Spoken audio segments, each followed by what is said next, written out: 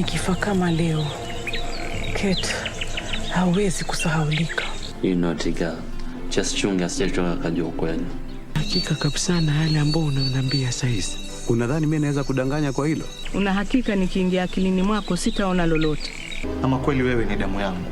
Kwani uko na tashwishi na hilo? Alafu unaje? Hii nyumba yote itakuwa yetu. Naona laana babangu ishakuingia wewe.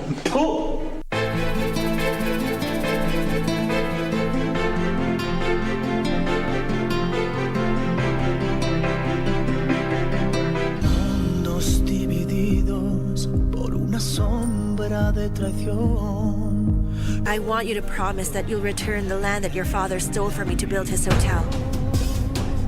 I'm not going anywhere. You and I need to talk. No! If I lose my son because of your foolish pride, you'll definitely lose me too. And I mean it.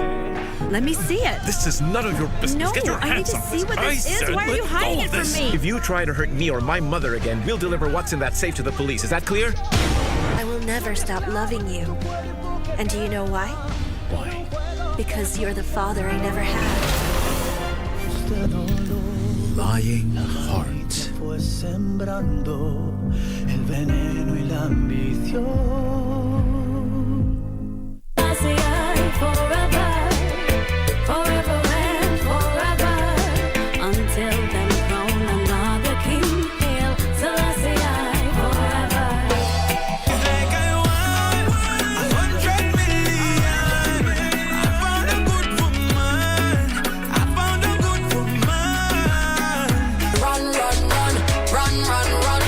Protect my love.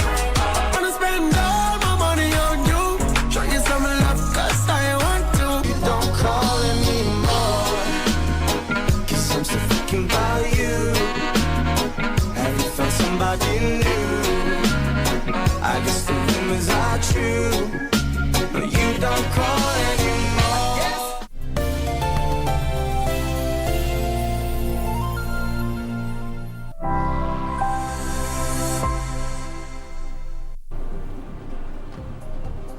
All right.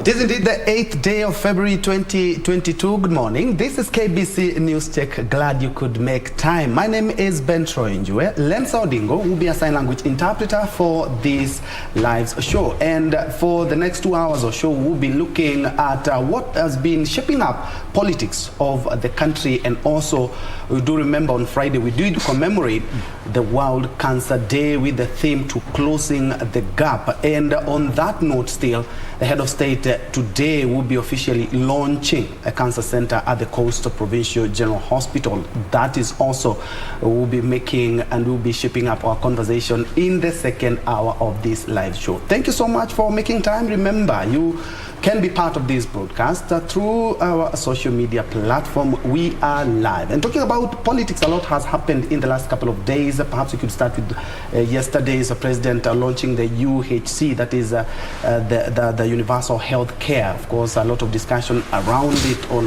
what Kenyans are bound to benefit from, and also looking at IEBC. On Sunday was the last day for the second phase of the mass voter registration. But looking at the statistics themselves, they had targeted around 4.5 million people, but they ended up with 1 million people. What are some of the problems that have cropped up in the registration exercise? ID, young people talking about we do not have the IDs. Others talking about I don't see the need for voting because there is no change. But we will be discussing that too as well.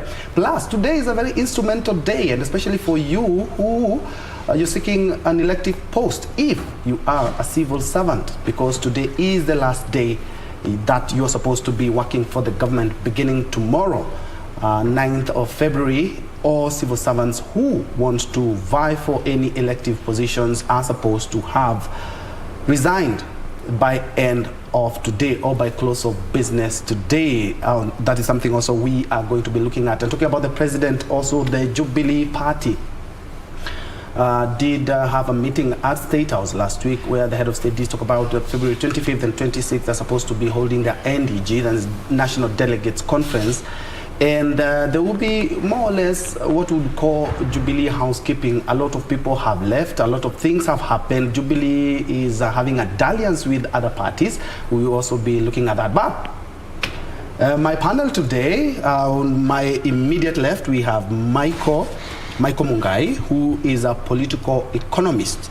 And on my extreme left, we have Wamboi Shadrach, who is an advocate of the High Court of Kenya. Perhaps to begin with something that also formed news yesterday, where you, together with other lawyers, including Danstan Omari and other lawyers, you're seeking to have a relook at the office of the Ombudsman. Kindly share something on that before we plunge into politics. We had that petition in court yesterday. Yes, thank you, and were Ben. you also given orders?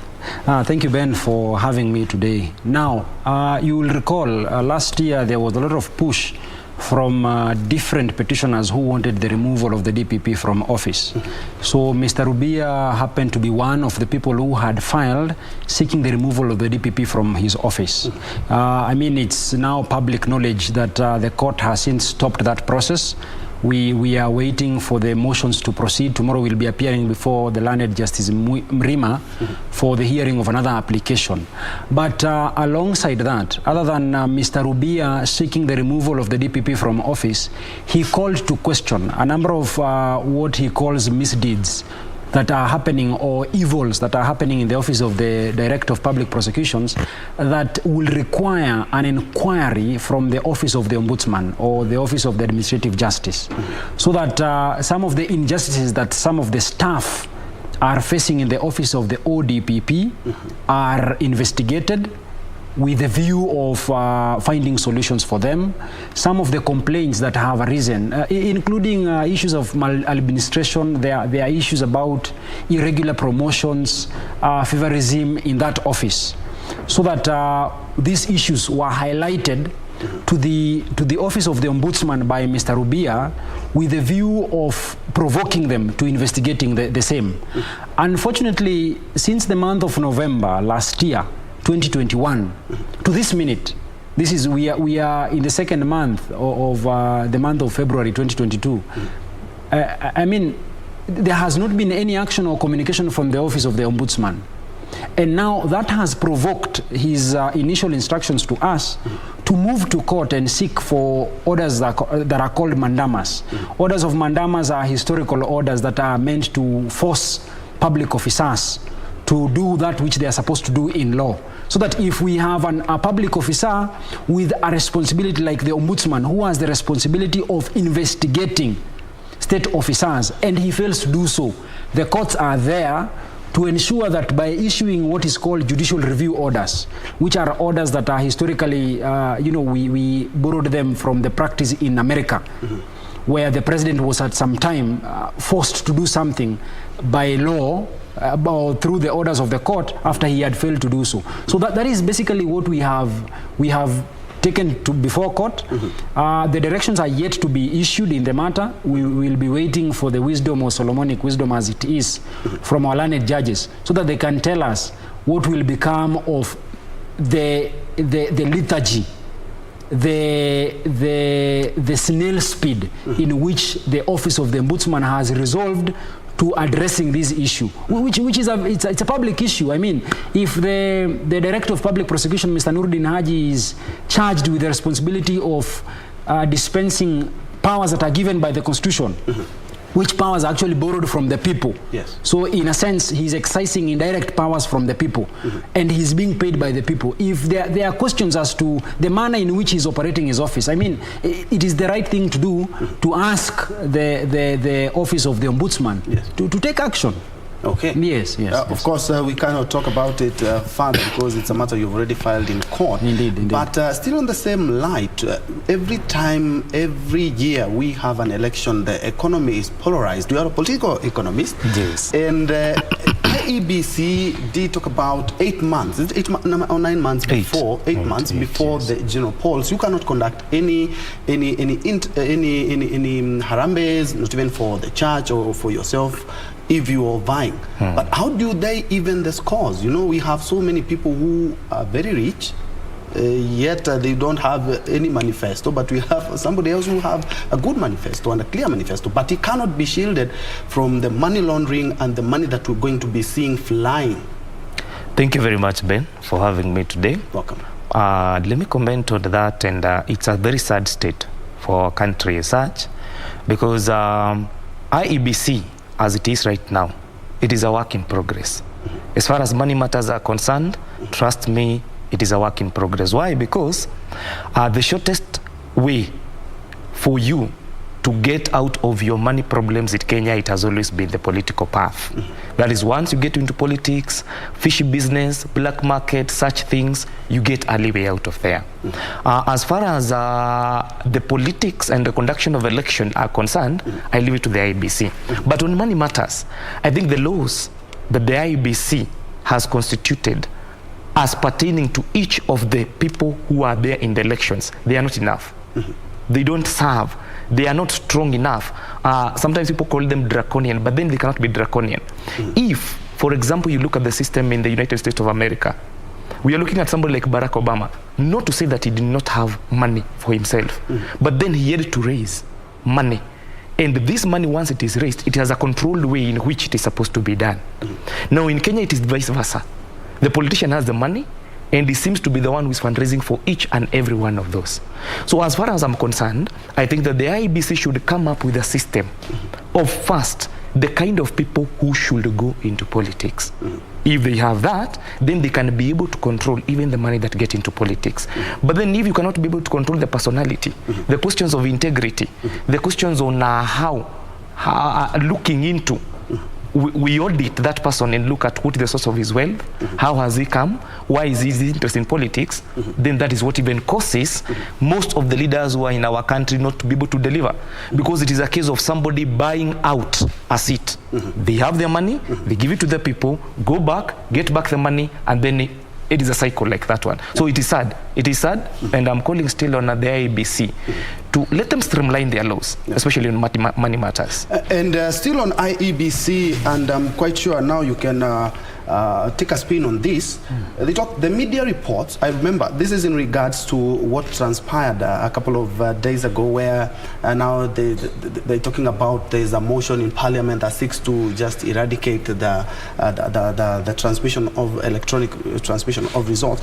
But IEBC did talk about the media reports are erroneous, of course, and misrepresentation of the bill as tabled before Parliament. The bill does not propose an amendment to Section 44 of the Elections Act that provides for the deployment of an integrated elections management system for voter registration, voter identification, and result transmission.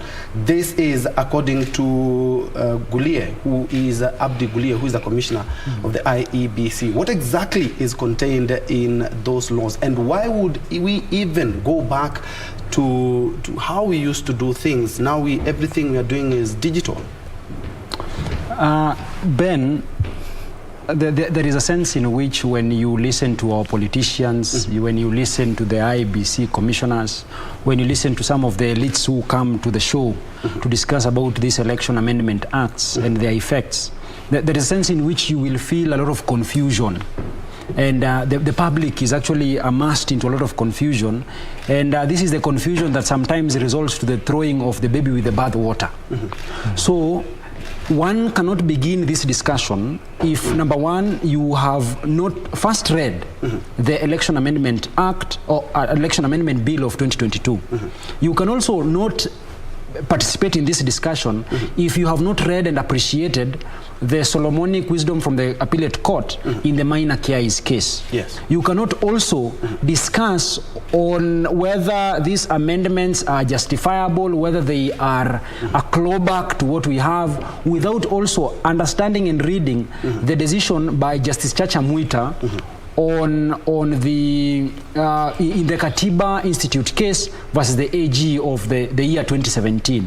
So when you read these decisions, you will remember that immediately after the annulment of the elections, or the presidential elections of the year 2017, on the 1st of September by Justice Maraga Emeritus and the other Supreme Court judges, with a dissenting opinion, of course, of Lady Justice Njoki, then there was a push from the Jubilee Party to have a relook at the Elections Act, especially on Section 39 and Section 83 that led to the invalidation of the elections, basically because the court took the approach that it is either the qualitative or the quantitative approach that you must satisfy. So once you understand that, and then you understand that there was a push in court, which resulted to a judgment by Justice Chacha Mwita, to invalidate some of the sections, especially the amendments on Section 83 and Section 39 on the Election Amendment Act. So once you understand that and you read the advice that the court gave, number one, you will appreciate that, yes, in as much as these amendments are belated, they come very late in the day. They come, I think it's a very few months to the election. In as much as they are belated in the manner they have been brought to us, they seek to address a certain concern. But even while they seek to address this concern, they are misunderstood. They misunderstand the rationale or the decision by Justice Chacha Mwita. Number one, the issue about the electronic transmission of the election. Yes. This is something that forms the heart of the decision by the Court of Appeal in the Minor Kiais case. Of course, we appreciate it is important that we have an electronic transmission of the election. It protects us from our ills. We have, as a society, we cannot even trust ourselves. We always suspect ourselves of altering, tampering with elections, because people take elections to be do or die. So the rationale behind the electronic transfer of the election was to help in, avoiding the temptation of the returning officers tinkering with the elections results. So basically it's trying to fortify the laws that are there, not trying to change anything that was already there. Yes, you see, this is really the point, Ben, that in as much as they want to do something good, they are mistaken. They are mistaken because the initial amendments, what they are trying to change, number one, was questioned before a competent court of law. There were recommendations, and there was an invalidation of those particular sections they are trying to amend. The invalidation was to the extent that some of the amendments were vague in nature. When you tell someone that if there is a difference between the results that have been transmitted and the results that have been announced at the polling station, then that in itself creates a confusion or a vagueness in its sense, because you expect what will be transmitted will be what will be announced. So you cannot tell us that after it has been transmitted and we have received, and that is what was initially announced, that we will go back again and tell the people that we are now, there is a confusion between what has been transmitted and what has been announced. So that is what the court said. This is a vagueness. And then on the issue of the broadcasting, the live streaming of the election results, brought a lot of heat. Yes, it has brought a lot of heat, and because largely it's because people do not understand the decision between the Minor Kiai, the Justice Chacha Mwita's decision in Katiba Institute. Simplify for us. Yes. Now, to simplify it, and just to break it for the members of the public to understand, the court agreed there was the importance of live streaming of election results, largely because it ensures the verifiability of the elections, it ensures the accurateness of the election, and it also ensures the transparency of the elections, which are principles that you can find in Article 81 and 86 of the Constitution. So the only difficulty that the court had initially in invalidating that law that they are now seeking to amend is because the provision says, when you read further, that even after the live streaming of the elections, the elections that have been the results that have been live streamed cannot be used by the commission as a basis for the tally of the results. You see, that is the confusion. That is vague. Yes, that is the confusion that the court was trying to point out, because you are telling us that we should not be trusting what we are seeing on the screen. So what the court said is, we should be trusting what you are live streaming. And to that extent, to the extent that the law is telling us that the commission cannot use the broadcasted or live streamed results as a basis for the declaration of the winner or loser, then to that extent that was unconstitutional. So what we expected for these proponents of these amendments to be doing is to go and do the amendment and say that now we are benchmarking on the decision that was rendered by learned Justice Chacha Mwita, and we are saying that as far as the live streaming results are concerned, this one can be a basis for the declaration of the results. Because why would we be broadcasting things to the members of the public and yet we cannot rely on them? So to that extent, the amendment is misunderstood. It is now a repetition of the illegality that was there. Then there has been also the proposition that the commissioner, the chair of the commission cannot be the one who is declaring the presidential elections. That also it's unconstitutional in itself. You are telling us the commission as is constituted is the one that will be charged with the responsibility of declaring the winner or the presidential elect. Isn't it very dangerous? That is withdrawing the powers that we have given to the chair of the commission. Yes. The commission, when it comes to the presidential election, must be subordinate to the direction by the chair. So that if Chebukati stands and announces that X or Y is the presidential elect, we should be respecting that decision or that declaration. Because he has power vested. Yes, because he has that power. And is it very dangerous to try and amend any elections act or the IEBC Act a few months to the election? Okay, hold the thought. Talking about votes, and you've talked about transparency in the voters and votes. We are joined in by Diego Ngugi Wilson, who is a governance expert. He has also been one of the senior county officials in the county of Tharaka. You have Tharaka Nithi votes that where he was. And Ngugi, perhaps to welcome you with a spin, IEBC had targeted 4.5 million people, ended up with 1 million people. You will be seeking an elective seat, and some of your voters have not registered. Some have talked about IDs. As a politician, where do you sit? Thank you, Ben, and I'm sorry for coming late. I want to say that the IEBC has not reached their target simply because of two things. One, Kenyans are tired of going to elections, electing their leaders, and nothing much changes. Number two, I still believe the central government, or rather the executive, has not done enough through their systems. That is from the chief, sub-chief, and the village elders.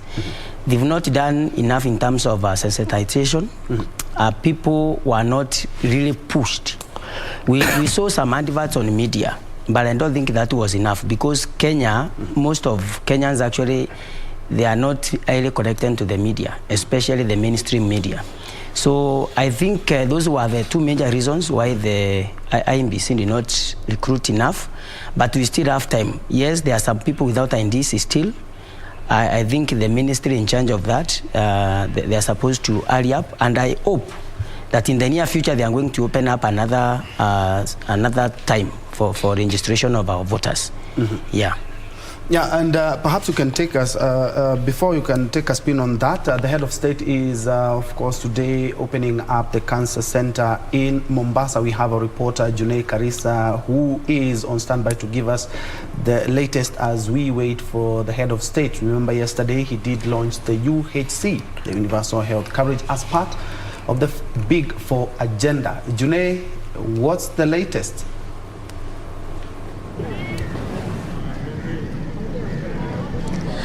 Good morning. We're coming to you live from the Coast General Hospital, where President Uhuru Kenyatta is continuing his second day official visit here in Mombasa County.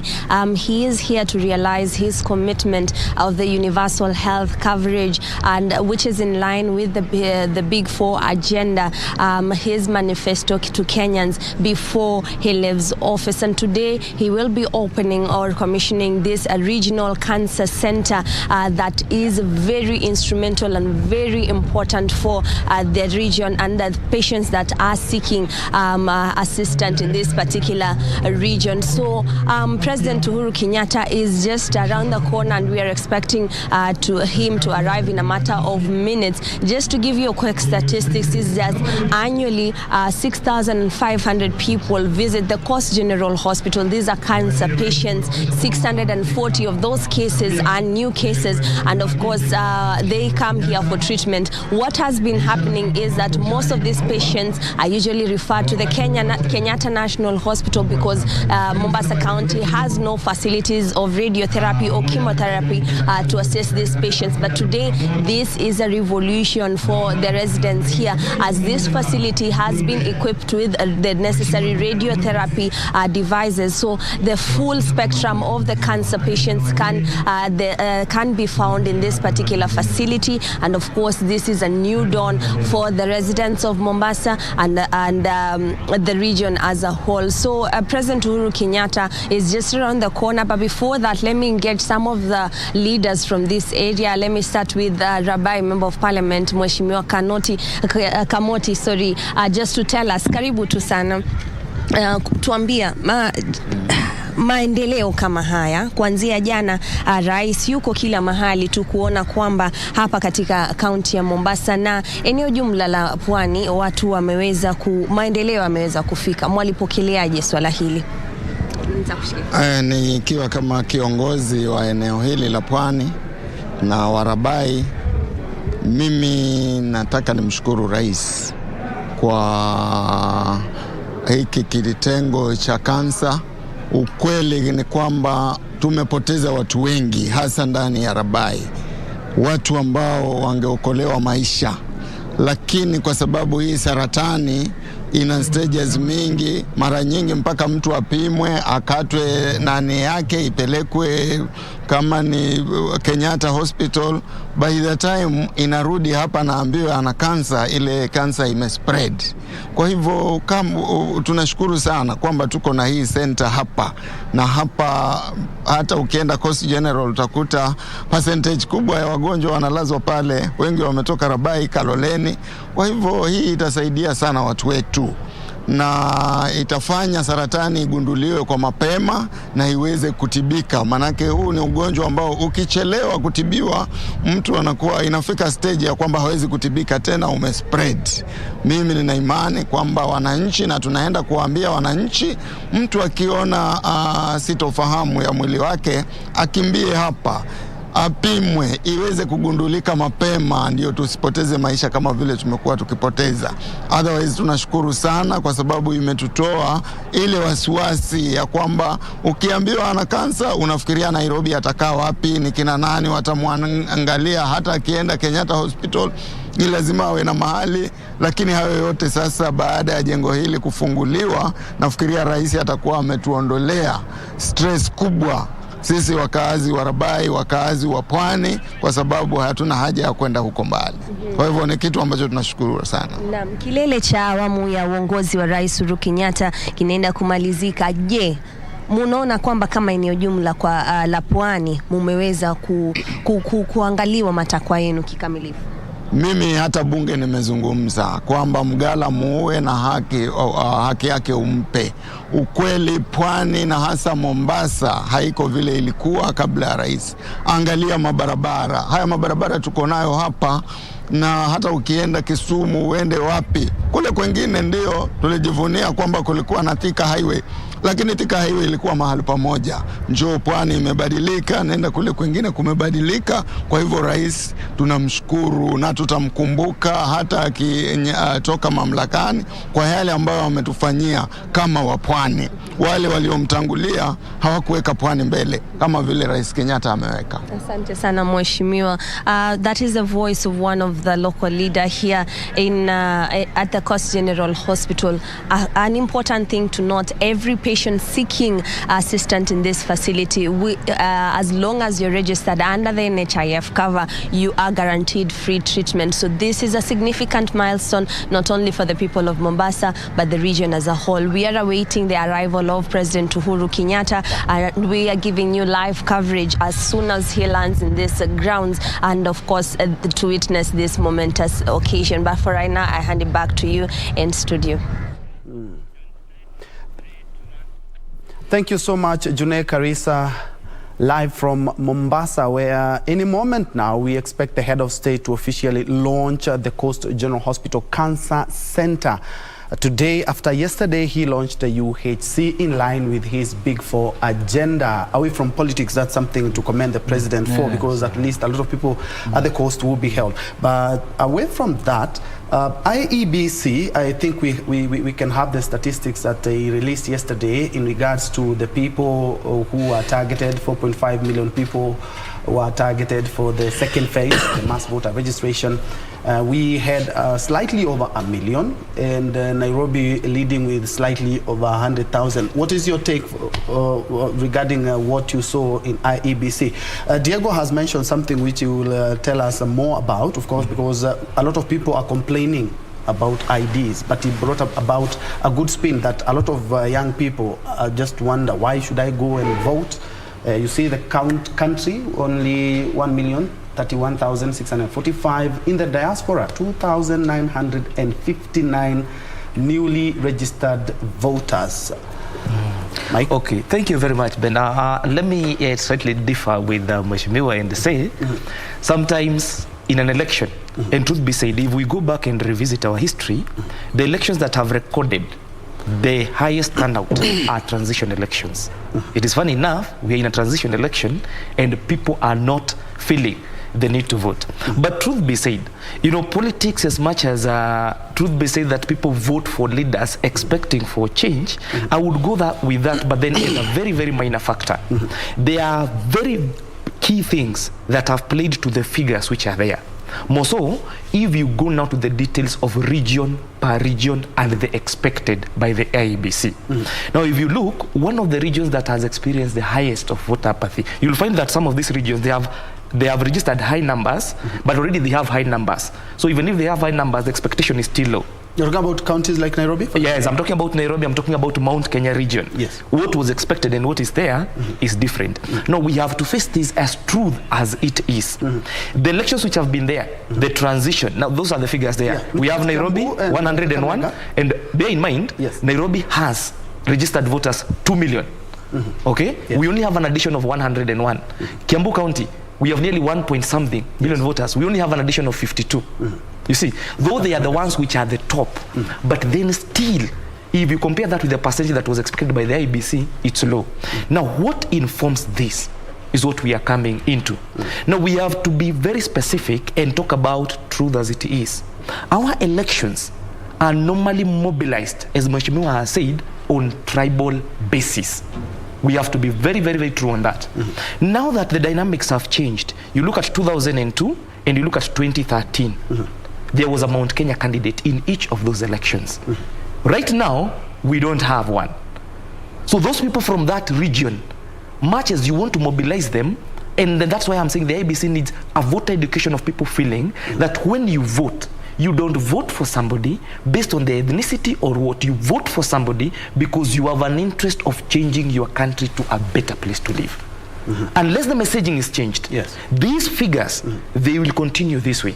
So because you go to those people, to the ground, and ask the people, why is it that truth be said? Well, somebody's going to tell you, well, I don't see any change, I don't see any change. But even the basis of mobilizing people in 2013 and 2002 was that we need to go rescue one of our own. And that was used to wind up people, and they turn out in large numbers. Not only for registration, but even in what? In voting. Now, let me talk about something. These are the numbers as per the registered. We will come when the elections will be done, and now we look at voter turnout. Again, that will be a very big problem. Again, it's because of the messaging. Who do we tell our people? Why do people vote? If you were to take a random test of asking people, why will you vote in a general election? Why would you vote for a president? Why would you vote for a governor? Some people will tell you, I don't need to vote for this election because it has already been decided. Some people have already decided this election. Why would I go to vote? Somebody will tell you, I don't need to vote because things are not changing. Things are not changing. But is it true that things are not changing? Or is it that somebody has informed that decision by the voter? An independent voter, does he or she know why they go to a ballot and why they vote? That one, I still take it back to the IEBC because it's the primary in charge of civic education. Then two, even the politicians themselves, those who are looking for these votes. On what basis are they doing? Do you tell the people to turn out to register? Diego will tell us one of the methods is using actually to try and mobilize people. Thank you. I was just seeing big billboards, somebody saying register as a voter. But before Diego will take a spin on that, Wakili, kindly, is it quite risky and dangerous to try and amend any election law? Either it's the IEBC Act or the Elections Act or the Political Parties Act, just a few months to the general polls. Why now? Now, after the aftermath of the 2007 elections, there was a number of commissions that came. There was the Kriegler Commission, and there was a number of recommendations that were made, including a warning on the tinkering of the elections, of the election laws, months before the said election happens. Because when you have such changes, there is a sense in which people feel like there is a scheme, a designed scheme, an evil scheme that has been hatched somewhere and is being, people are trying to realize it through the amendment of laws, so that we do not have a respect for the rule of law, but we have a preferred way of stealing elections or running away from responsibility or responsibilities through the rule by law, so that you change laws to fit certain situations. For example, you are seeing a situation where currently the law is recommending that the chairperson of the IEBC, the chairperson of the IEBC can look at the results that have since, gotten to Bomas or the National Tallying Center. And then from the basis of the results that are there and the few that are remaining, if exercising is a discretion, and of course we are looking at the voter register, so that we see that if we have 10 stations, and out of the 10 stations we have 8 stations, and Mr. Mungai is leading, Wamboi here is trailing, but from the 8 polling stations that he is leading, and the 2 that are yet to surrender their results or submit their results, then the commissioner, the chairperson of the commission has the discretion to announce one as Mr. Mungai as a presidential elect on the basis of the results that have since come in. But you see, the amendment that is coming in is that it is removing those powers of the chairperson of the IEBC to the extent that even as much as, you see, election is just numbers. It's just about numbers. And numbers are just about making reasonable sense. So that 1 + 1, Mheshimiwa will tell you, is 2. And there is no way, in as much as we disagree probably on this platform or elsewhere, Mheshimiwa cannot have another result from 1 + 1 is 2. So that the IEBC chairperson has looked at the results and told us that from what we are seeing, there is no likelihood that Mr. Wamboi will defeat Mr. Mungai. Yes. But now when they want to remove that, it is telling you of a sinister motive. But probably people who might have lost in the election will want, from what they have seen, they will want to bring, and I'm sorry to say, Adharakanivi. They will bring Adharakanivi. And probably all of a sudden, the person that was losing will be winning. Probably the same thing that we witnessed in 2007. Yes. People slept knowing hiki kimeenda, hiki kimechukuliwa hiki. Yes. But all of a sudden, when you're waking up in the morning, the person that had lost, all of a sudden, he's the one who is winning. So you cannot create sense from illogical reasoning. Let us just make laws, because laws are simply as a result of logical reasoning. Okay. Okay. Diego, Yes. Perhaps you can dig in as well, looking at IEBC, and okay, it has been blamed for not doing enough civic education. But Mike has mentioned something quite good, is that politicians are going out there seeking votes, but don't even tell the electorate why they should be voting in the first place.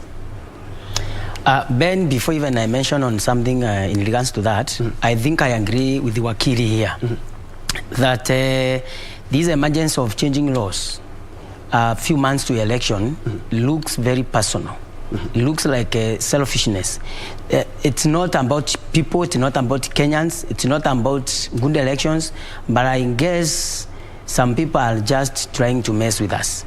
And I think I do not agree on a few things in regards to the change of law. Number one, I do not agree that when you lose on nominations, you cannot win in the main election. So we've seen many people losing during nominations, going even as a private candidate or independent candidate, and they win the main elections. So having people that are losing on nominations, not going forward, it's basically trying to kill democracy in a way. Number two, I also don't agree that during nominations, that you are the only people that are supposed to vote for any contestant. There are people within the same party. You must be a registered member of a certain party to be able to vote during nominations. I don't know, Wakili maybe is going to explain us more that why should that happen? Because again, every Kenyan has a right to choose. And perhaps I might not be of Jubilee Party, for example, or ODM Party, but if two people contest on a certain ticket, I am able to know this is better than this. So we should not discriminate on that basis. Going back to my brother, IMBC targets were based on statistics. They know how many people are eligible for or rather they have reached this age to get maybe a national identity card and then get voting card and then voting during elections. So, and the elections are not meant for only presidential candidates. They are meant from MCA, go to MP, you go to other elective leaders. And so I believe our people shouldn't be taught that you are not going for the you are not registering as a voter just for presidential purpose. You have your prerogative, or rather you have a reason why you should take a voting card to elect your local leader, the MCA, your MP, and going all the way to the president. So even in Mount Kenya region, I want to urge them that they are supposed to take the voting cards, register as a voter, so that they are able to elect their leaders all the way to the president. But some of the ways that you are using as politicians, all events that you are attending, call it burial ceremonies, call it wedding ceremonies, churches, because we are visiting so many churches. We are also doing a few committees to assist you in elections. We are also meeting leaders, county leaders, national leaders, chiefs, and because we want peaceful election. So we are trying also to work together with them so that we can at least tell our people to register. In all these functions, one of the things we tell our people is that it is your right. Whether it's not me, you might even vote for my competitor, but it is your right to elect a leader of your choice, and you cannot do that without a voting card. It's true. Without a voting card, yes. And still on the same, Diego, you ascribe to the Hustler Nation narrative, and you'll be seeking a seat via Kenya Kwanza. Yes. If at all they will actually do a one single party ticket.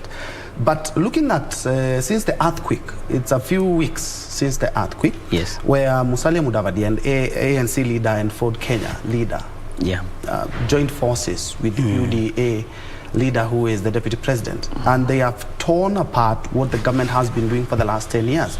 Are they being honest and sincere? Looking at somebody like ANC leader Musalia Mudavadi talking about the government in which the DP is still the deputy president, and he has been in that government since 2013. All the bad things that are being mentioned that the government has done or hasn't done, and we still have the deputy president in that bandwagon. Ben, and as we are new in Jerusalem, all of us are aware that after 2017 elections, the deputy president was sidelined. It's in the pub. Everyone knows actually. And after he was enshrined, of course, some of the duties were taken to one of the ministers. I don't have to go to details. And then they followed up with an handshake.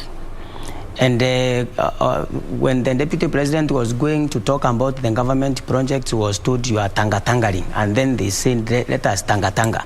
So from that time to date, there has not been a good relationship between the two main principles of Jubilee.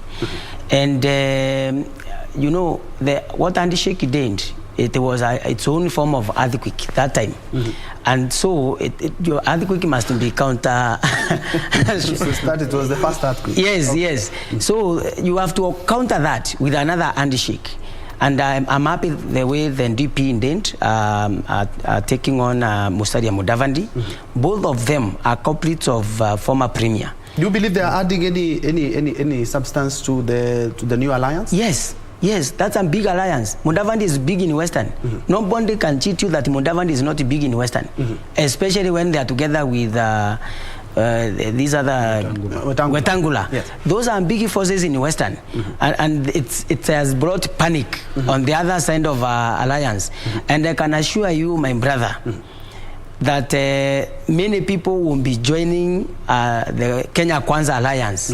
Because the majority of Kenyans are afraid, especially politicians, that if I join them now, I'll be taken to court, I'll be done this, and finally you might even lose going through the law that you are convicted on this and that, so you are not eligible to go for the elections. Okay. So majority of Kenyans are coming on board on Kenya Kwanza. And I'm urging Kenyans that they should read the minds of the leaders. Fast. Yeah, they should read the minds of the leaders. Because if you look at what Musalia was speaking the other day, he was saying that we have worked with this man.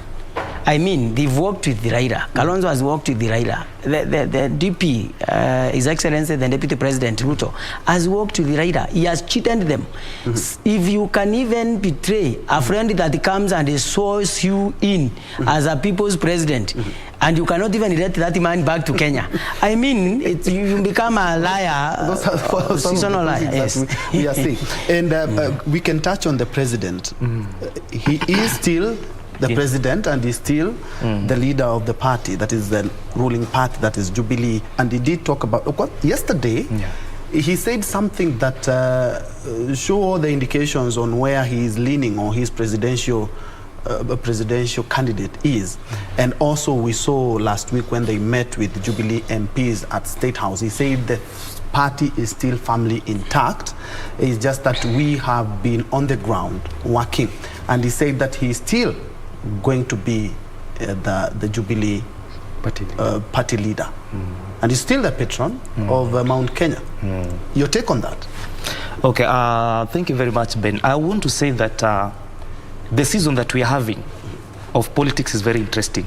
More so when I try to think of it from an economic perspective, I'm trying to look at it and I'm seeing that the president, so far, if I'm genuine on economic analysis, tell you what, people don't realize about economics. President Kenyatta actually has done more economically than Moi Kibaki did. Really? The problem is, the way you look at economics is very dynamic. Some of these people think that economics, and as people have been trained, especially by some people, it's just about giving people money. You see, economics of a country that is developing, there is what is called short-term sacrifices for long-term gains. These are the things that we have been questioning. What did Malaysia do? What did Singapore do? What did Japan do? Go and read the Doge plan of Japan. When it was in its implementation stage, those people were facing serious crisis. The citizens themselves had to make sacrifices for their posterity. It is very interesting that there are people who are preaching right now about the satisfaction of today without the thought of the country tomorrow. Back to what the president has said. Yes. We want to say this, in a minute, that the president himself is very clear. The reason as to why he has plunged himself into this, he has a legacy to protect. That legacy cannot be just given to anybody. That is why he's saying there is a preferred somebody in his own opinion he's going to tell who us can be able to secure that legacy. 1 minute each, kindly. Oh boy. No, I'm not very good at commenting matters of politics. Yes. I mean, I have a lot of fidelity to the law. But after all is said and done, I think largely it is our responsibility as citizens to consciously choose our leaders. Of course, we will not run away from the fact that we have our politics centered on our tribal linings, which is not a bad thing. I mean, tribes are not a bad thing. I mean, it's a good thing to be a Kikuyu. It's a good thing. Yes, it's an identity. In any event, we should strive for these tribes to be one of our strengths, not our weaknesses. We should not be pushed to violence because we have sharp divisions or sharp opinions of the leaders that we have. Ultimately, after all is said and done, we have a country that will outlive all of us. So let us protect it, not only for ourselves, but for the future generations that will come. Diego, wrap it up. Yeah, President, President is a symbol of unity. And his legacy actually will be much better if he leaves Kenya to choose their own leaders. Without mentioning anyone? Without mentioning anyone. He has worked out his 10 years. He is a good man. I like him. He has done a lot of projects.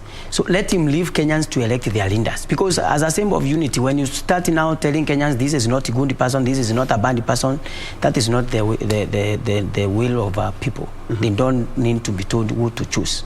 And that is democracy. Yeah. Any last word as we wind up when it comes to the hate speech that we are seeing? Unfortunately, we are out of time. Yeah, I will actually request the Kenyans. I will actually request the Kenyans to do peaceful elections. And they choose the leader that you see is going to help the need that you have as a community, as a society, as a people. And let us avoid violence and the ones that can bring up to violence. Yeah. Thank you so much. That is Diego Ngoge Wilson, who is a governance and also an expert in matters marketing. He's also be seeking a seat in Daraka, the famous Daraka Nidhi that has so many votes. We have Wambui Shadrack, who is an advocate of the High Court. Thank you so much for even clearing on the Office of the Ombudsman. We'll be following it up to know exactly what happens. And also we have a political economist who is Mike Mungai. Thank you so much for joining us. Of course, in the second hour, you're looking at about matters healthcare when it comes to matters cancer. And the head of state, any moment now, he will be launching or opening the Coast General Referral Hospital Cancer Center, which he will be inaugurating today, which will actually started working on Friday when it was the World Cancer Day. We will have a lot in the second hour on matters health, universal health care, and cancer. Thank you for watching this first hour. Don't go away.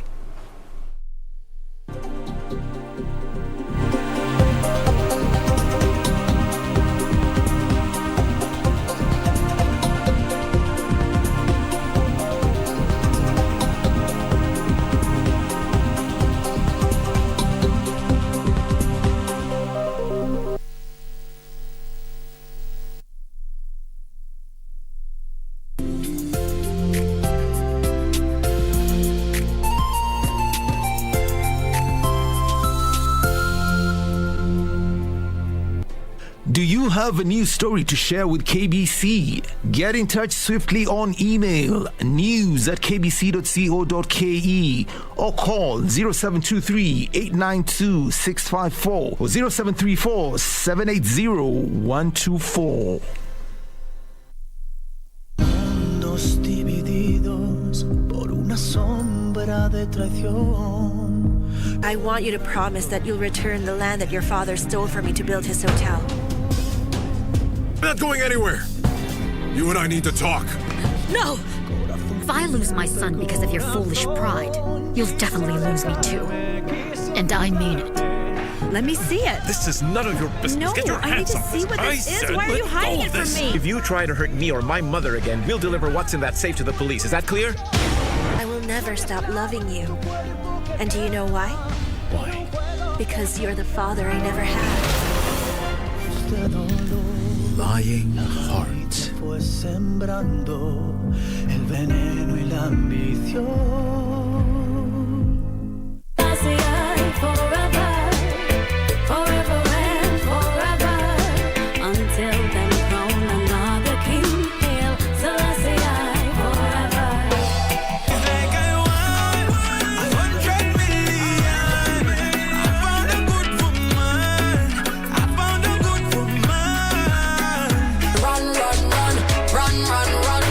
Protect my love. Wanna spend all my money on you. Show you some love, cause I want to. You don't call anymore.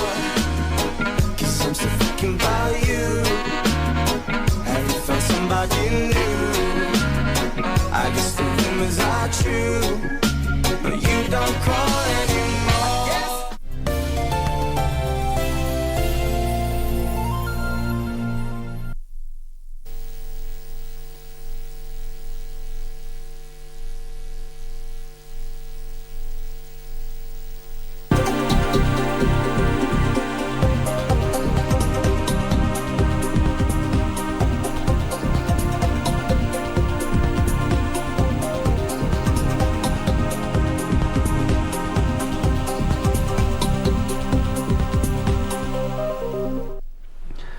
Welcome back to KBC News Check. In case you just joined us, my name is Ben Troy Njue, and we are looking at matters universal healthcare with the bias on matters cancer. Remember, on 4th of February, that was on Friday, we did celebrate the World Cancer Day with the theme Closing the Gap.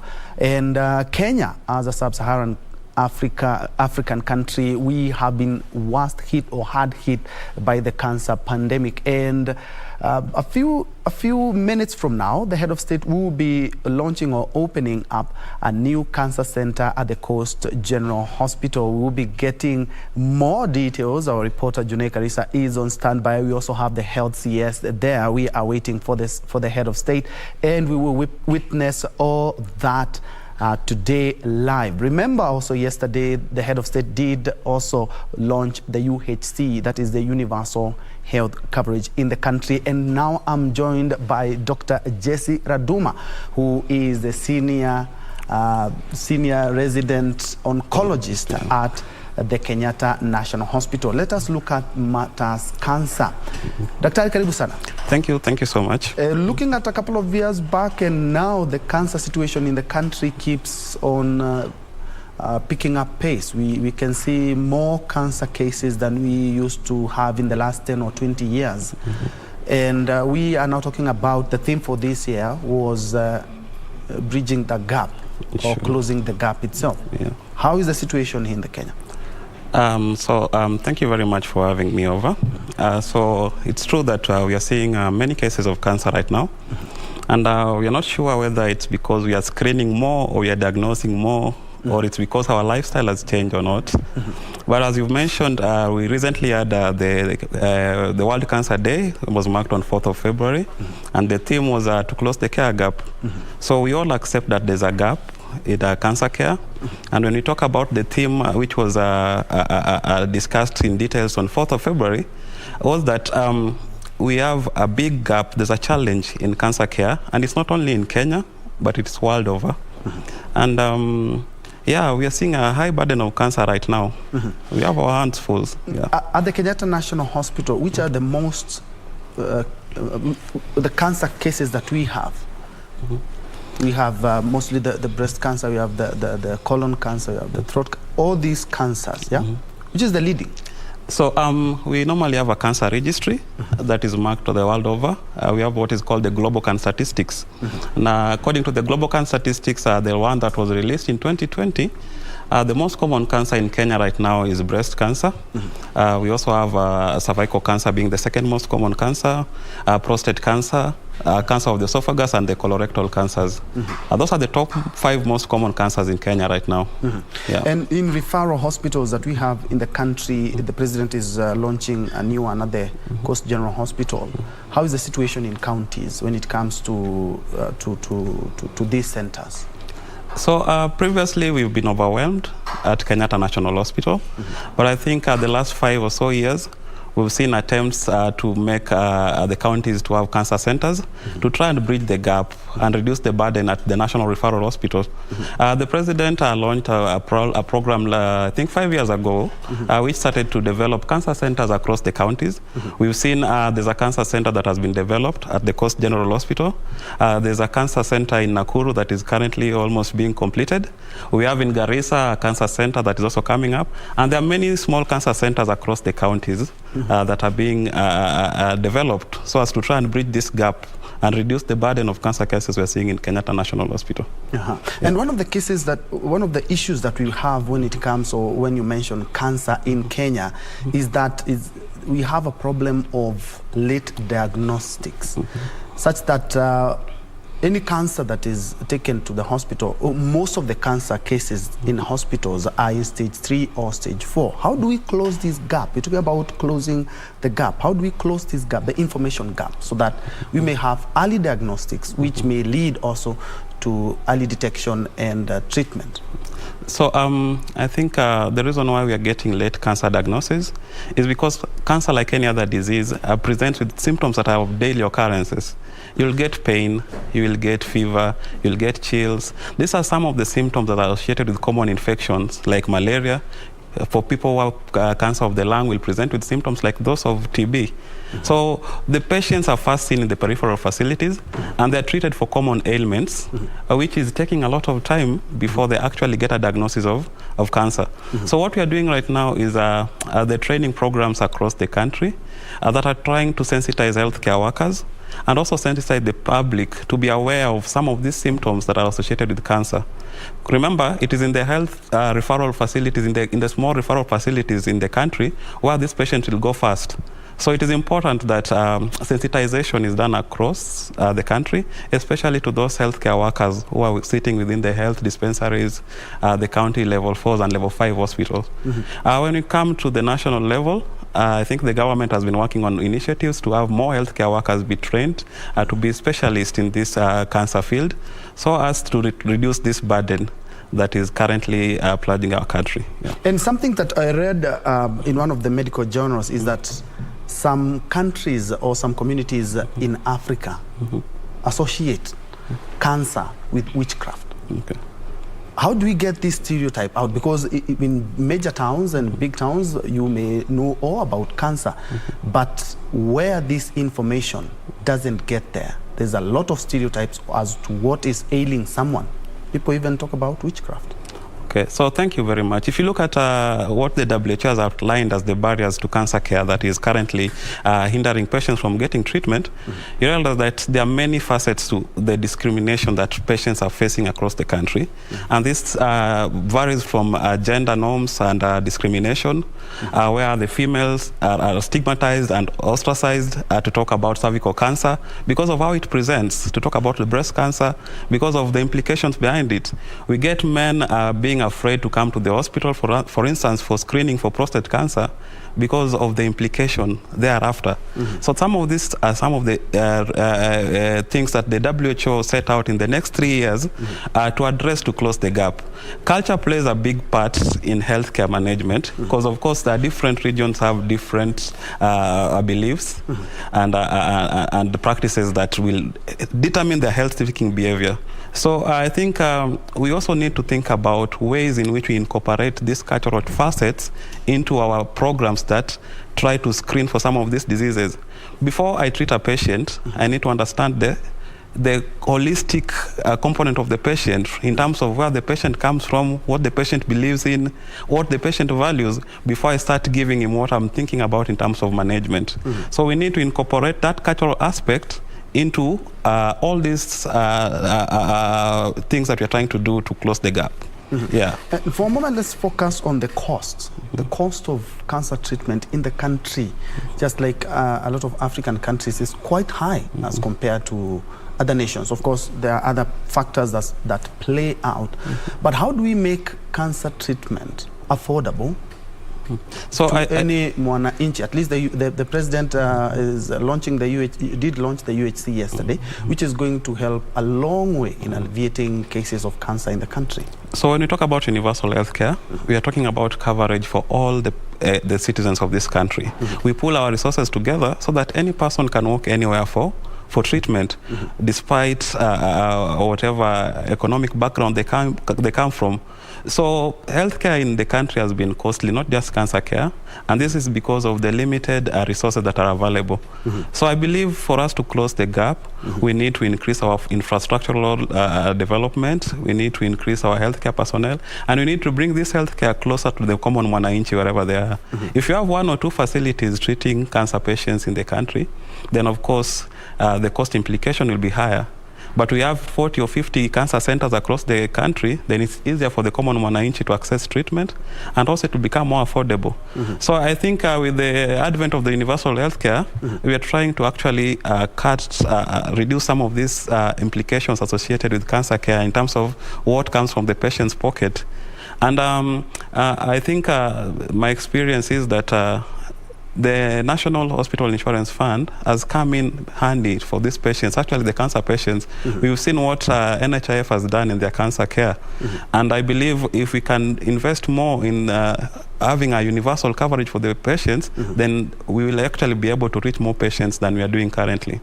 Kenyatta being one of the biggest hospitals in the region and is expected to cater for cancer cases using the NHIF card. What exactly, for the common mwananchi out there, what exactly will it cover and what is the process? Because we have seen some hospitals denying to offer some services because of the NHIF card. So I think NHIF comes in packages. There's what is a package for common mwananchi, there's what is a package for, it depends on your contribution towards the scheme. And then again, it's also dependent on the hospital where you're going to use the scheme. I think the coverage for the private hospitals is not the same as what is covered in the public hospitals. But from a KNH point of view, I think when the patients come in with the NHIF coverage, they're able to access treatment, get chemotherapy, they're able to get radiotherapy services, they're also able to get imaging services. Yeah. Do you have oncology centers in all the counties, on all the level 5 hospitals? Or is it a requirement that we have an oncology center? So ideally, we should be having oncology centers across all the counties, but that is not the point right now. And I think the government is trying to bridge the gap by enabling these other counties to be able to set up cancer centers. I think it's being done in phases. We've actually talked about Nakuru, Mombasa, and Garissa counties that are coming up as being vibrant areas. There's cancer centers in Nyeri, Nakuru, Embu, among others, although they are still coming up. Work in progress. Yeah, so I think the government is trying to bridge the gap, and ideally we should be able to have cancer centers across the country. Yeah. We are talking about closing the gap, and I'm still on the information part, because the more you know, the more you are able to get help. Yeah. And how do we bridge the gap of information and sensitize people? We haven't seen a lot of campaigns on matters cancer. Cancer is what, the fourth disease that is killing a lot of people in the country. That is according to CS Kagwe on Friday. And a lot of Kenyans don't know even where to start, perhaps to where to go. How do we help these people? So I think by talking about it, like we are doing right now, we are spreading a message out there. The print media, the social media, the campaigns are supposed to help us spread the word out there for the common mwananchi. I think right now we've seen very many prominent people getting cancers, and people are now talking about cancer. And I think it's a good way to take the opportunity to spread the word out there. So when we talk about screening services, I think we need to have screening services across the country. There are basically like 4 major cancers that can be screened and make a difference in terms of treatment. And there are among, for the sake of our audience. So the 4 common cancers that can be screened and make a difference in the cancer care include breast cancer, cervical cancer, colorectal cancers, and lung cancers. And these cancers can be screened anywhere across the country and make a difference in terms of the outcome of patient care. So I think it's a multifaceted approach where we need to focus on what we are doing in terms of the healthcare development, in terms of the personnel. We need to focus on what we are doing in terms of the media, what information are we spreading out there. We also need to focus on what, as an individual, you are doing, because all of us have a role to play.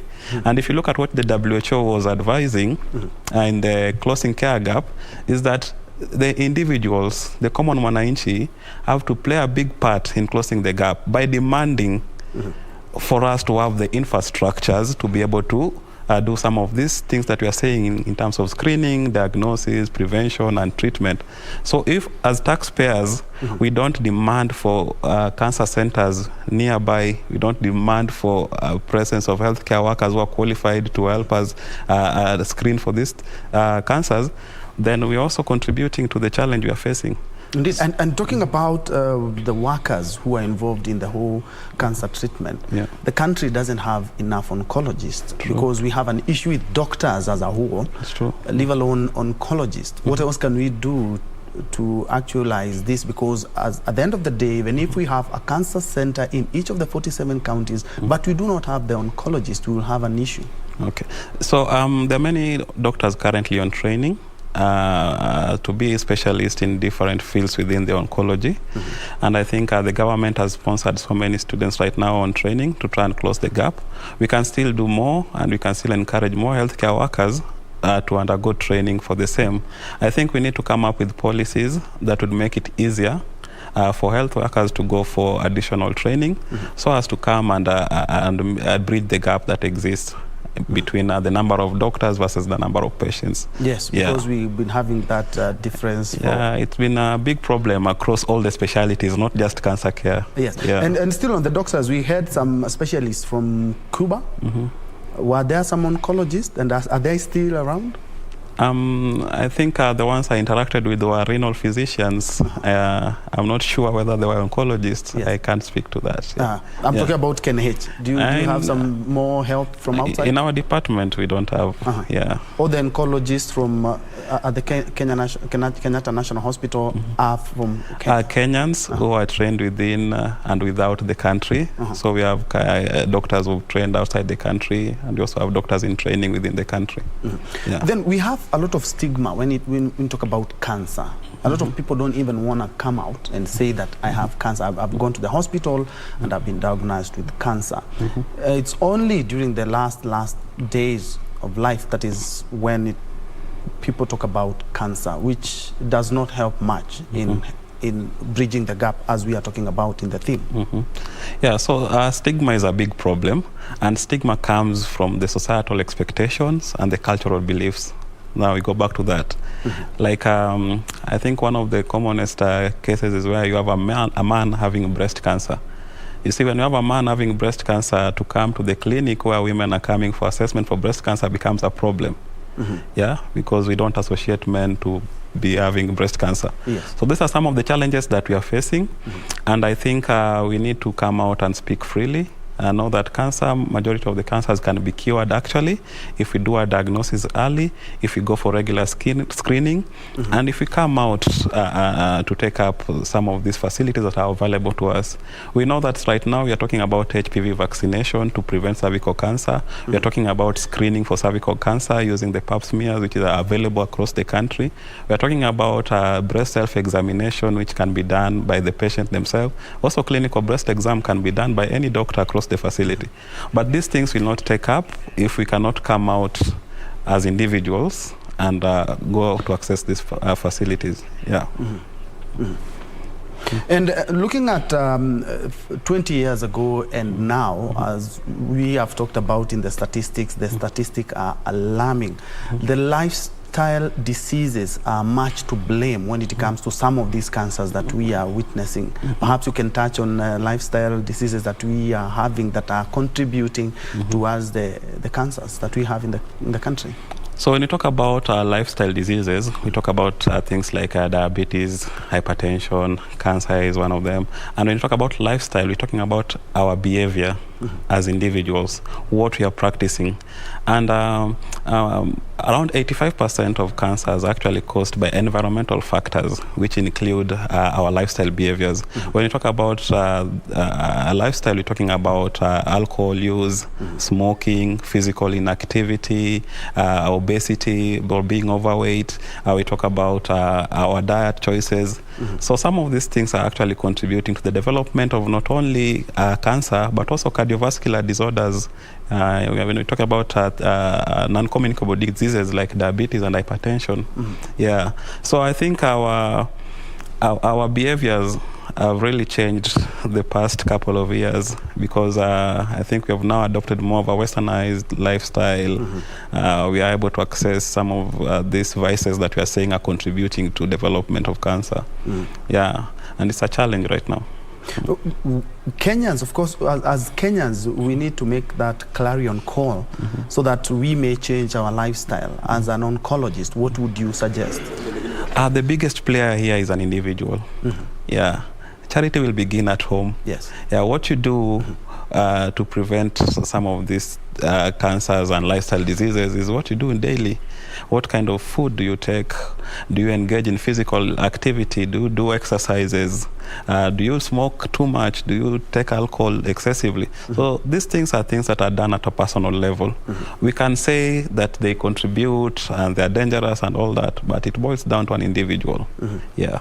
And funding for cancer research, when it comes to research, when it comes to diagnosis, and also when it comes to the treatment itself. How is the situation here in Kenya? Because I have seen a lot of organizations, including the WHO, who are partnering with hospitals so that they may ensure that not only do they have the rightful equipment, they actually try as much as possible to work together when it comes to the screening and the diagnostic and also the treatment. So cancer care is a multi-faceted approach that involves multiple players, and I think it involves both the public and private partnerships and the NGOs that are coming in. The funding for research currently, we can do better. We need to do more local research to improve our local care. I think most of the research that we are using, or the results of research that we are using... Doc, let me, just a minute. We are now crossing over to the Treasury buildings where Devolution CS Charles Keter is officially resigning. Remember, today is the deadline for civil servants. Let's first of all listen in. 5 of the Elections Act, holders of the public office who wish to contest for any elective post are required to resign from office at least 6 months before the date of election.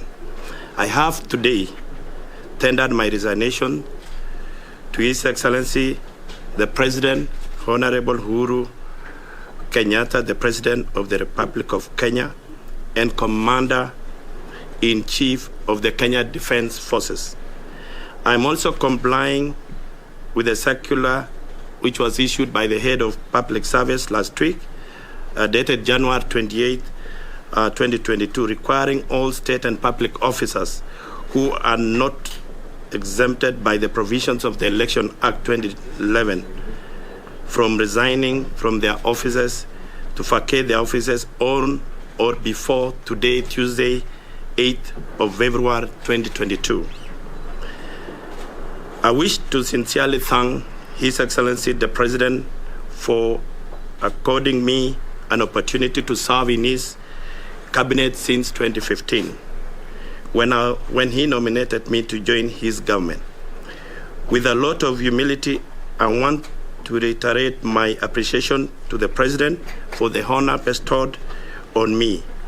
With diligence, commitment, and determination, I serve as Cabinet Secretary for Energy and Petroleum until 2018, when I was reappointed to the energy portfolio. During my tenure, tremendous increase electricity access over 75% was realized. There was also generation rose to 2,912 megawatts, and the construction of the high voltage transmission lines were recorded for the last 9 years. Here at the Ministry of Devolution, where I have served since October last year, we have laid down groundwork for the review of laws to improve devolution in Kenya and support from donors. I want to thank my teams as per the Ministry of Energy for the great milestone, and here at the Ministry of Devolution for the good work and support they have extended to me. Today, however, I'm resigning from my office in government to focus my energy on contesting for the seat of governor of the county, the great county of Kericho in August 9, 2022 elections. I have the vision and commitment and will pursue a development agenda that will grow the economy of the great county of Kericho in improving the livelihood of my community and transform Kericho to become a model of success.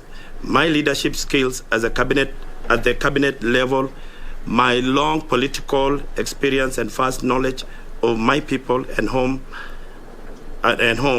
places me in the best position to lead the transformation of the Kericho County into a center of devolved success. Thank you so much. That is the end of my story. Any question? I think as I introduce the MP, I know the MP for Inamoy, Honorable Sylvanus Maritime, is the MP for Inamoy. My MP. That has been Devolution CS Charles Keter, who has officially resigned as Devolution CS in line with the government deadline of today. We are expecting more civil servants to be resigning today, being the deadline. From tomorrow, if you're seeking any elective position, you should have resigned, the deadline being today. He has talked about some milestone. Of course, when he was Energy CS, he has talked about actualizing the head of state's 75% coverage of electricity in the country, and has also laid down, according to his word, laid down grounds for the changing of devolution laws here in the country. He will be seeking the Kericho gubernatorial seat come August 9th this year. We will be getting much more detailed version of that event in our subsequent bulletin. And in case you just joined us, we are discussing matters cancer. Why are we doing that? On 4th of this month, we did commemorate World Cancer Day with a theme, closing the gap. And here we are actually trying to close that gap in this discussion. And also the universal health care that was launched by the head of state yesterday. And any moment now, the head of state is expected at the Coast General Referral Hospital, where he is opening up cancer center, which will be catering for people in the coastal region, which is quite a breath of fresh air when it comes to that matter. And I'm joined by an oncologist. Yes, we have Dr. Jesse Raduma, who is the senior resident radiation oncologist at the Kenyatta National Hospital. Dr. apologies, when we crossed over to the Treasury building, you were talking about funding of cancer research and the treatment itself from other partners. How has that been? Yeah, so I was telling you actually that the funding for research, we are not doing that quite well, because most of our treatment protocols are based on research that have been done outside the country. I think we need more partnerships with private sectors and also the NGOs to come in and also do more in terms of funding for cancer research, for development of local protocols. And I think the Ministry of Health has come out and actually done something about having national protocols within the country. And if you go to their website, there's a national cancer guideline that was developed, I think, in 2014. I was revised in 2019. They're also working on radiotherapy protocols. So in terms of closing the care gap in within the healthcare fraternity, the Ministry of Health is doing a lot of work in that. What we need to do more funding in research, and we need to build more relationship with the private and the sectors and the NGOs. Actually, that was supposed to be my next question, where you're talking about funding, but I would like you working at one of the biggest referral hospitals in the region, the funding or the health budget, the budget that goes towards cancer treatment in the country, is it enough? Honestly, it's not enough. We still have a lot of challenges providing these facilities. And I think you will see now the KMPDC coming out every other time complaining about the funding to the health sector. I think we can still increase the budget for healthcare within the country so that we are able to not only have many cancer centers within the country, but also able to attract qualified healthcare professionals within the public sector.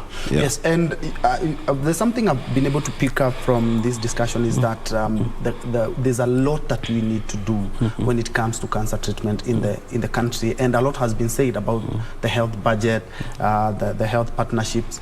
But there was an idea of setting up a health commission. Of course, it was in the BBI, but that's a noble cause because there's something that the health and the medics have been talking about. We need our own commission. Do you think that the commission could perhaps address some of the challenges that we're experiencing as we try to close the care gap? I think when you talk about Health Service Commission, it's more about a personnel issue, management of healthcare workers, and having a central point where all matters healthcare workers can be addressed. I think this one has been driven so far with the development of devolution and existence of multiple wrangles within the health sector involving the different counties. So we've seen that there have been multiple strikes involving the different counties where the healthcare workers are continually going on strike. And I think this has been interrupting service provision. So Health Service Commission basically is supposed to address some of these challenges that are facing healthcare workers. But when it comes to cancer management, it's more of a focus of the national government and the ministry in conjunction with the devolved governments. So this is a matter of resources and availing resources to train individuals, availing resources to instill or develop these infrastructures within the national level and also at the county levels. Yeah, and I think that is a different preserve, not about the Health Service Commission. Okay. And our viewers will bear me witness that you've had either a relative or a friend or a colleague who has had cancer. And we know very well that the cost of treatment in the country is quite exorbitant. And looking at the private, without mentioning any, looking at the private institutions that are offering cancer treatment, the prices are off the charts. You have to do harambes and you lobby for some money. And looking at the cost in public hospital, in as much as it's still high, we can bring it down. But the private centers are actually extorting Kenyans because of this, because of cancer. I think and I believe they are using the same equipment and the same personnel. So cancer care is basically an expensive affair, and it costs hundreds and thousands of shillings across the board. What I would advise our patients is we should focus on the journey. It's not a one-time treatment. It's more of a marathon. And it's going to cost a lot of money throughout the whole treatment. So the focus should be, as we have done, as the president is doing, is having a universal health coverage that is going to help us burden some of these costs. And also at an individual level, we need to have the National Hospital Insurance Fund scheme. We need to have insurance covers so that for any eventuality that we develop a cancer, these insurance schemes will come in handy. And the cost of cancer is actually exorbitant. And you know, when you say about the public hospitals having a lower cost than the private, it's because it's subsidized. Someone is helping us to cater for this cost. Yeah. And how is the government, the UHC supposed to be kicking in any moment from now? As we speak, what is the current situation at the KNH? So UHC, there was a pilot project, I think in Machakos County and some other counties that started to pilot the project. And I've seen in Kenyatta patients from Machakos County coming with a universal health coverage and getting treatment. So actually it's a doable thing, and I think Kenya should embrace it. 100%, so long as you have your NHIF and you're servicing it well, you're supposed to get that treatment. Yes. And just leave. Exactly, it's happening right now. Yeah. It's a big relief for Kenyans, but right now, the numbers themselves, the capacity, Do we really have that capacity? Because there are some people who don't go to the hospital because of the cost themselves, and they've decided perhaps to use other means. But a lot of people are bound to come up for both screening and the treatment itself. Will we be able to handle the numbers? So I want to take you back a few years ago. Yes. You know, a few years ago, you'd come to Kenyatta for radiotherapy services, and you'd be told you come back after 6 months to start treatment, because the numbers are overwhelming. Yeah, and there were only few doctors and there was only 1 or 2 machines that were working. Some patients would cross the border to go to Uganda, Mulago Hospital, to access radiotherapy services. But right now, you come to Kenyatta and patients have started treatment within 1 or 2 weeks, which means that the facilities have been provided. The development of new cancer centers across the country, both public and private, have also helped us to burden some of these large numbers. And I think with the development of the Coast General Cancer Center, we also expect the workload within Kenyatta and other centers within Nairobi to be reduced. Yeah.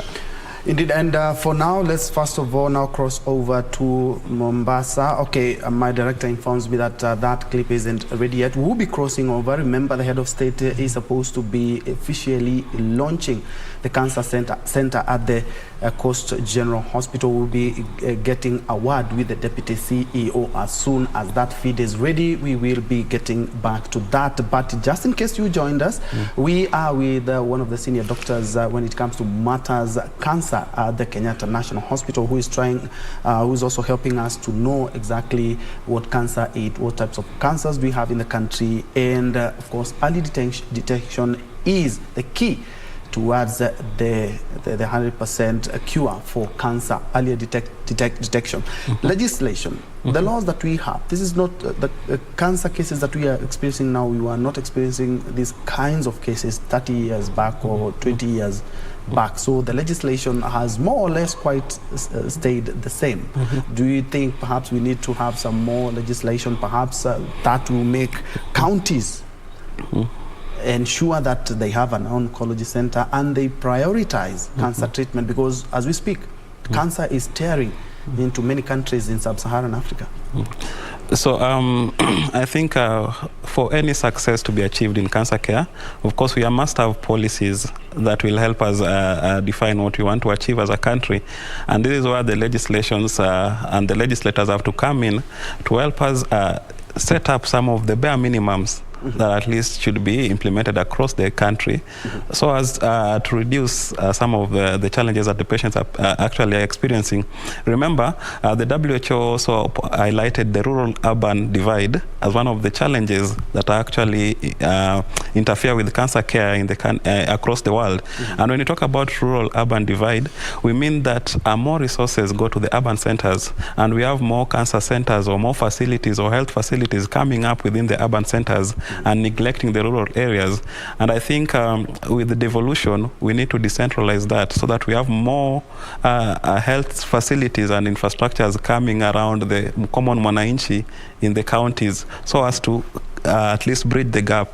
Yeah, and that is where now policies come in under legislation, because we know without political goodwill, we cannot close the gap. Indeed. And from Dr. Aduma right here in studio to another doctor, Dr. Wanjiru Koril, who is Deputy CEO, Coast General Teaching and Referral Hospital.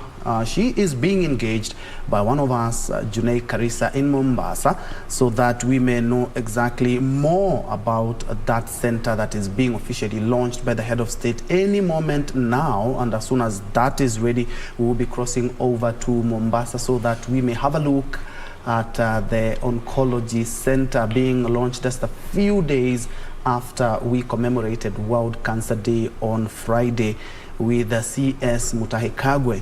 They are talking about we should step up early diagnosis so that we may be able to nip it before it causes more damage in the country. Let's now cross over June with the Deputy CEO, Coast Teaching and Referral Hospital.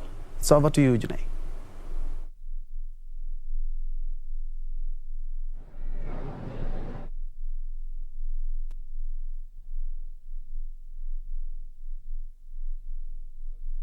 Hear me?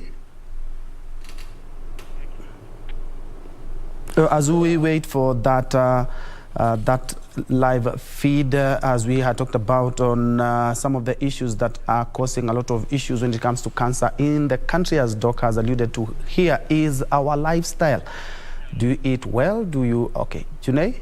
Started yesterday. Today he will be commissioning this new regional cancer treatment center that is expected to lessen the burden for the residents here in Mombasa County as well as the region as a whole in terms of the financial burden when it comes to cancer treatment. And today I'm joined, of course, by the Deputy CEO of the Coast General Teaching and Referral Hospital, Dr. Korir, just to give us an overview of how monumentous this facility is for the residents of Mombasa as well as the region, the coastal region. Karibu sana.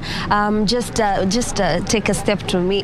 Just tell us, the opening of this can't come at a better time as this. How has the journey been for the cancer patients? And give us just a brief statistics as to how many patients you attend to, the Coast General Hospital attends to each year, so that many cancer patients can be able to fight this deadly disease.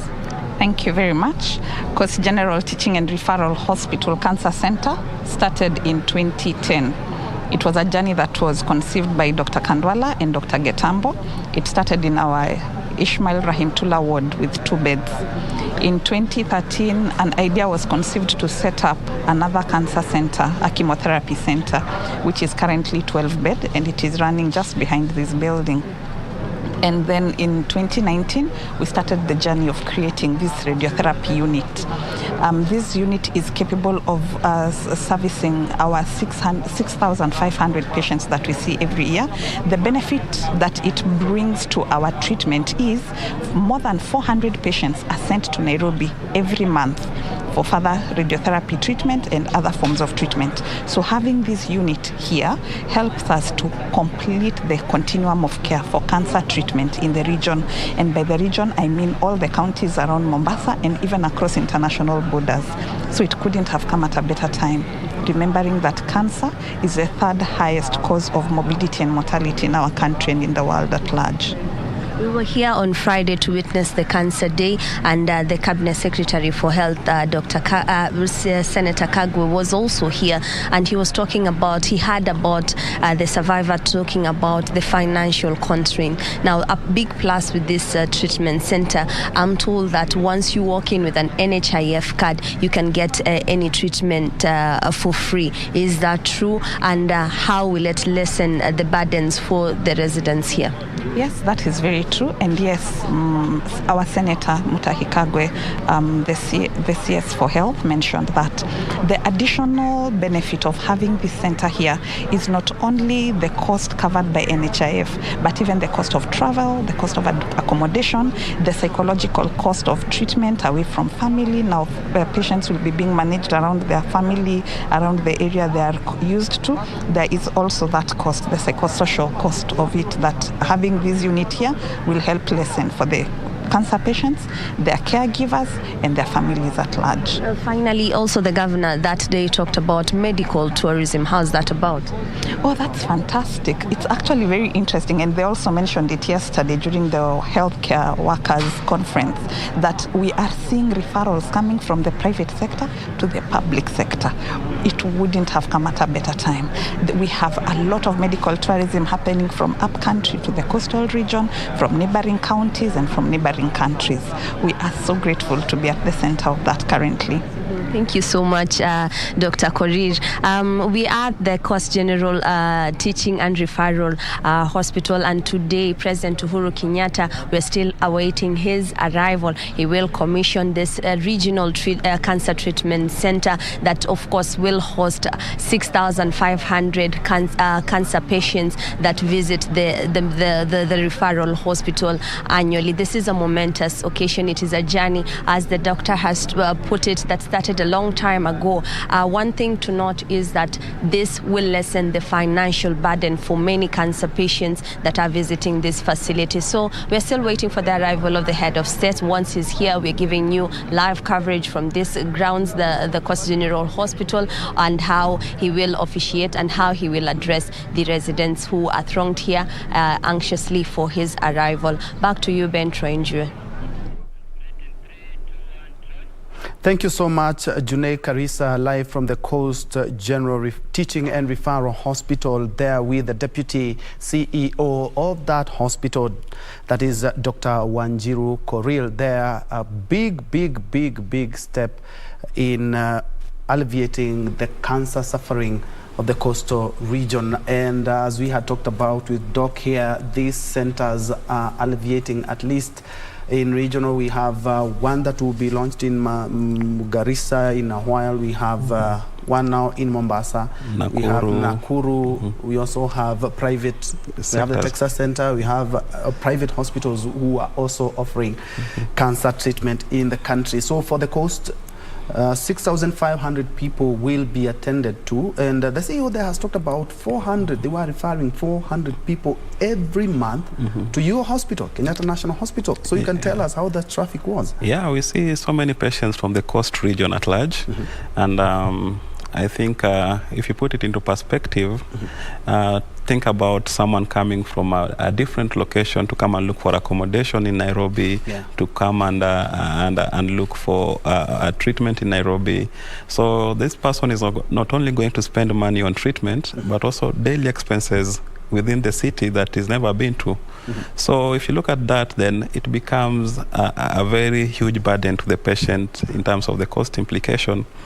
And I think, like you've said, it's a momentous occasion for us that the coast region is now able to relieve the burden to the patients themselves and also to KNH as a facility.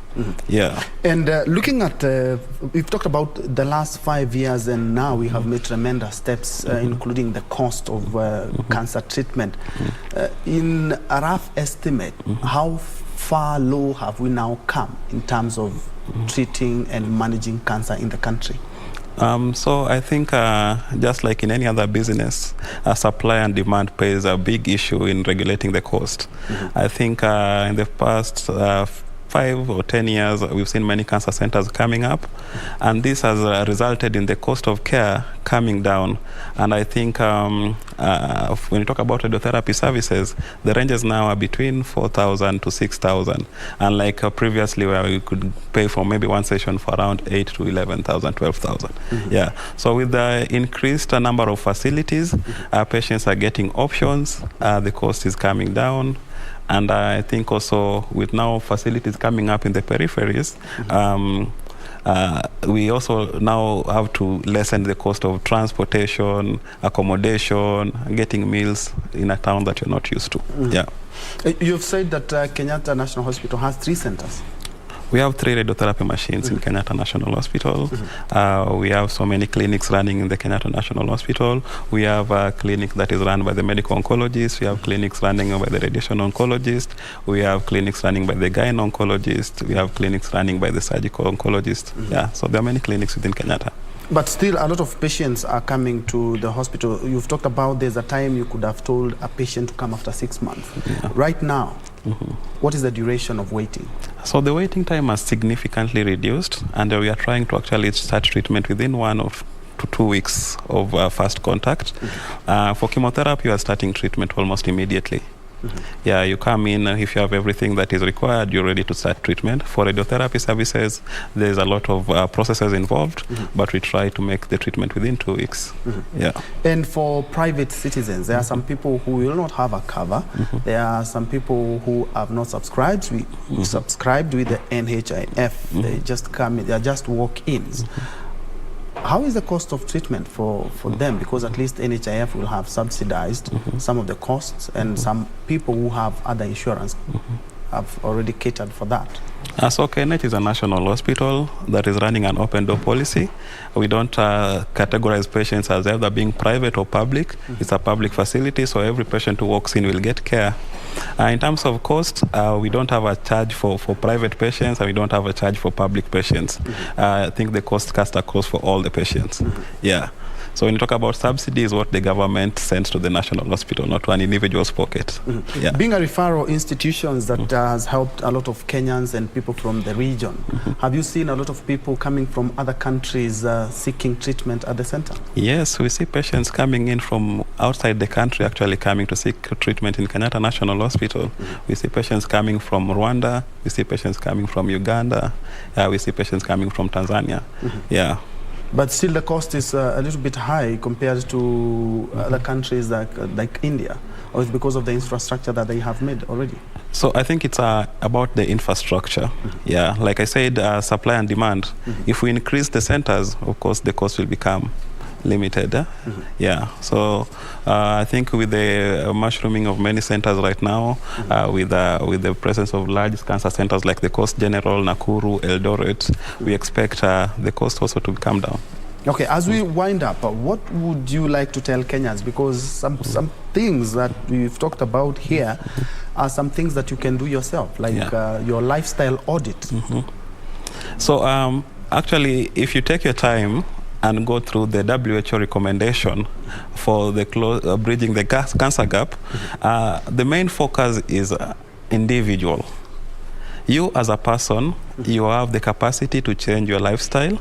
You have your capacity to seek screening services. You have the capacity to seek preventive measures. And when you talk about preventive measures, you can start reducing your intake of alcohol or smoking, cigarette cessation. You can talk about physically being active. You can watch what you are eating. You can be a person who is aggressive in taking care of themselves. Then also, when we come to the individual, you still have to demand from your government the services that you want. If you are working in a marginalized region where there are no infrastructures, as a group, you need to demand from the government to have some of these services brought down to your level. So it is on an individual level that a lot can change. Yeah. Indeed, Dr. Jesse Raduma, thank you so much for making time, and thank you so much for actually your insight that we are able at least to understand more about this lifestyle disease that is actually has claimed a lot of Kenyans. And as the good doc has said, kindly look at your lifestyle. Do a lifestyle audit of your health on what you eat, what you drink, and what you do. The electronic devices have made us a little bit dull and also a little bit lazy. So watch what you eat. We say you are what you eat. Thank you so much for watching. My name is Ben Troy Njue. Susan Thuku is our sign language interpreter for this show, and as we wind up, I'm giving rise to Zainab, who will tell us what is happening in the news in Kurunzi Mashinani. Thank you so much for watching. Let's continue this conversation on our social media spaces. Doc, thank you so much.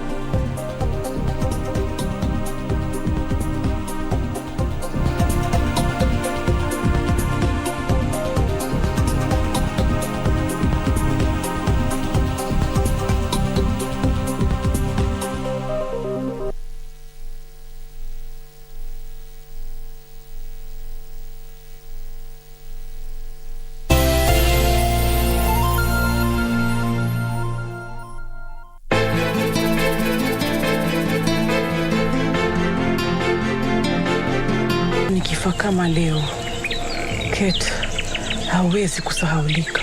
You naughty girl. Just chunga asije akajua ukweli. Hakika kabisa na yale ambao unaniambia saizi. Unadhani mimi naweza kudanganya kwa hilo? Una hakika nikiingia akilini mwako sitaona lolote? Ama kweli wewe ni damu yangu. Kwani uko na tashwishi na hilo? Alafu Naona laana babangu ishakuingia wewe.